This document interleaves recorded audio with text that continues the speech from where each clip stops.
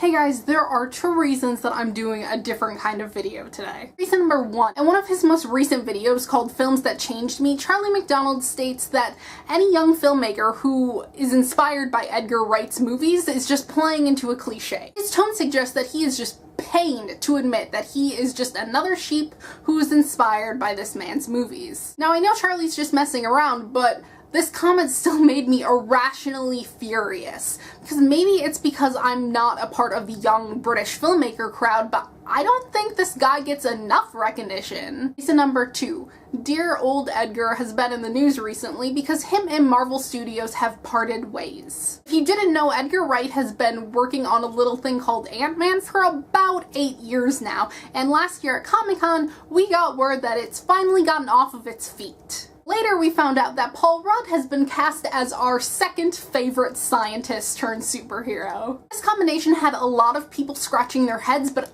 I knew it was going to be amazing. It was going to be tongue-in-cheek and not take itself too seriously, which is what all superhero movies should do, in my opinion. However, this week we found out that Edgar Wright has left his passion project due to creative differences. And finally, reason number three, I know far more about the entertainment industry than I do the publishing industry, so to make this channel less of a sham, let's talk about my favorite director. We're gonna take his filmography on my timeline, which means even when I'm making videos about other people, I still make it about myself. I went through a time in my life where I thought Michael Cera was the epitome of the male species. Thank God for my love of awkward white skinny boys in comedies, because it led me to Scott Pilgrim vs. the World, which was filmed in such a way that I had to look up who made these decisions. And of course, it was Edgar Wright. If you don't know, Scott Pilgrim is a graphic novel series written by Brian Lee O'Malley, which is about a awkward, kind of boring Canadian 20-something dude who falls in love with the mysterious and spontaneous Ramona Flowers. It's practically porn for us nerdy hipsters who like lo-fi music, thrift stores, and video games. The movie stayed closest to the feel of the graphic novel series than any adaptation of anything ever in the entire universe. Having not read the graphic novel series during my first viewing of this movie, it was the comic book and video game elements that drew me in and keeps this movie on my favorites list. It may be the biggest example for the manic pixie dream girl trope, and it may be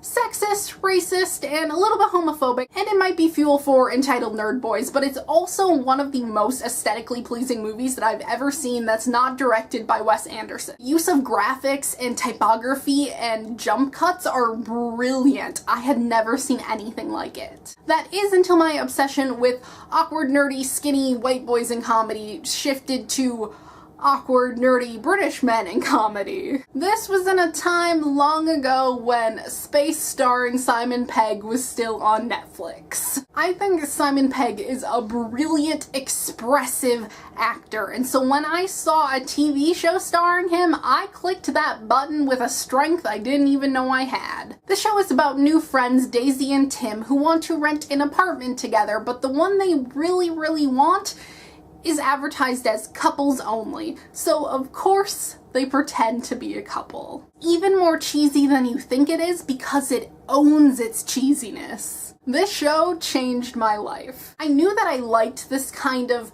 Brechtian, obvious, in-your-face, breaking the tension with more tension kind of humor, but I didn't have anything to like point to and be like, this is what I'm into. This is my kind of humor. I know it probably has something to do with the fact that I'm American and don't have a whole lot of access to British humor, but I still think this show was something special. As soon as I saw Edgar's name in the credits, I went, oh, does that mean all of his stuff is like this?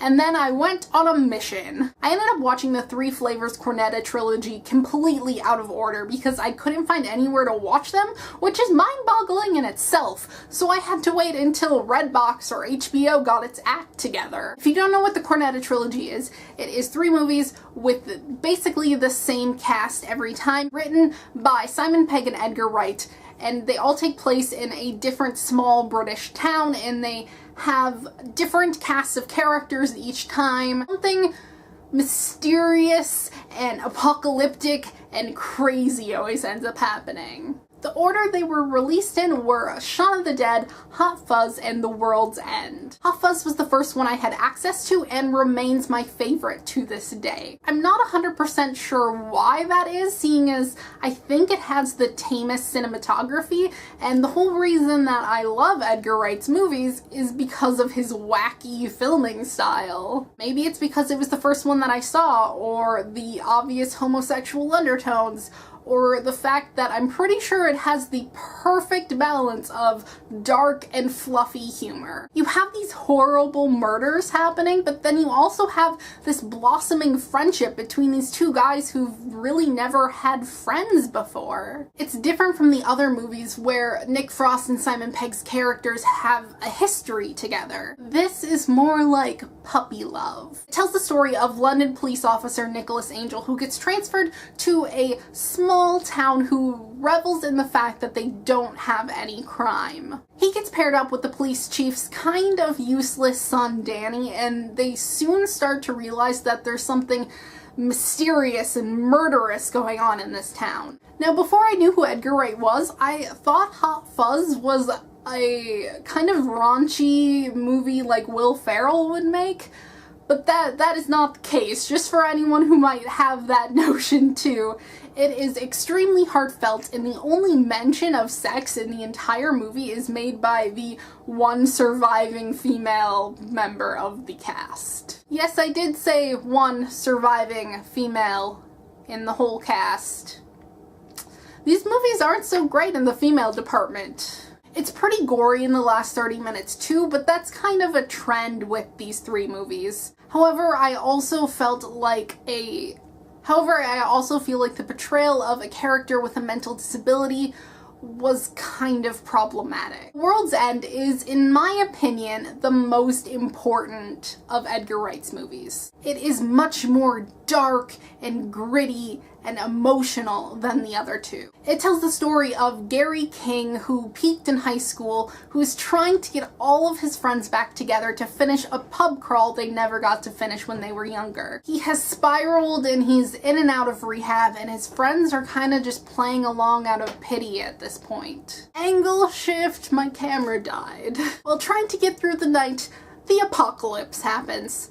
Obviously. I especially liked in this one all of the Easter eggs. I know that's something that Edgar's known for, but I felt like this one they went above and beyond. The humor's much darker and the material is much more serious, with Gary's friends finding out that he had attempted suicide. And there are several heartfelt speeches about being human and having flaws. It also does not, end the way that the other two do. And then, you know, there's the casual sexism we've just learned to expect from these guys, I guess. Also, yes, this one has the most Martin Freeman in it, which is a con for me, but could be a pro for you, you know, whatever floats your boat. And then we finally get to the one that started it all, if you don't count Spaced. And that would be Shaun of the Dead.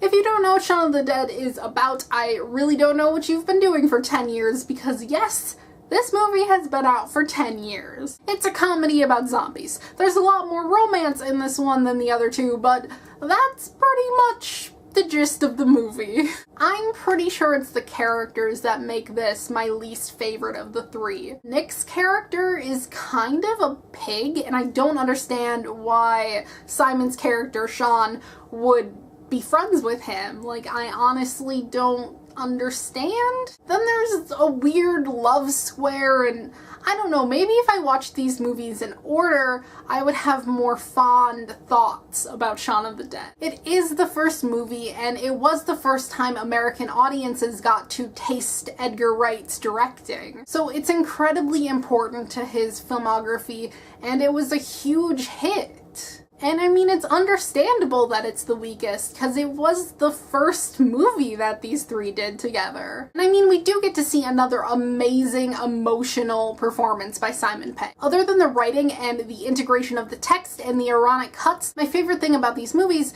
is that there is so much comedy, but the characters actually do deal with these serious world-ending things that are happening around them, and the actors actually portray that. There's so many parodies of zombie, cop, and apocalypse movies that are just gag after gag, and they don't deal with the shitstorm that's going on in the world. It's just joke after joke after joke. Haha, it's a zombie movie.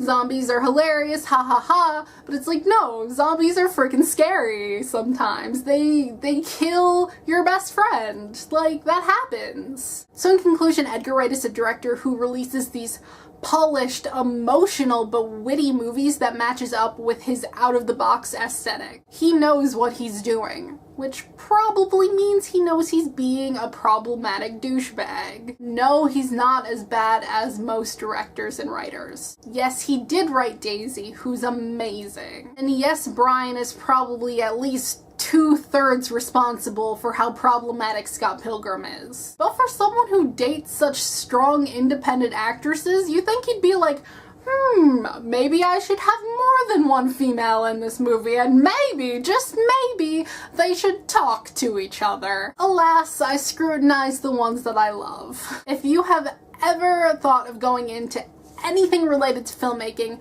please go pick up Edgar Wright's movies. It may be cliche to be inspired by him, but I honestly think he's gonna be the reason for the next generation of great filmmakers. Thanks for watching, you guys. Please leave your favorite directors down in the comments. As always, my social media links are down in the description, and I will see you guys next time. Bye! I am wearing a dirty, smelly shirt for you guys because obviously I had to wear it.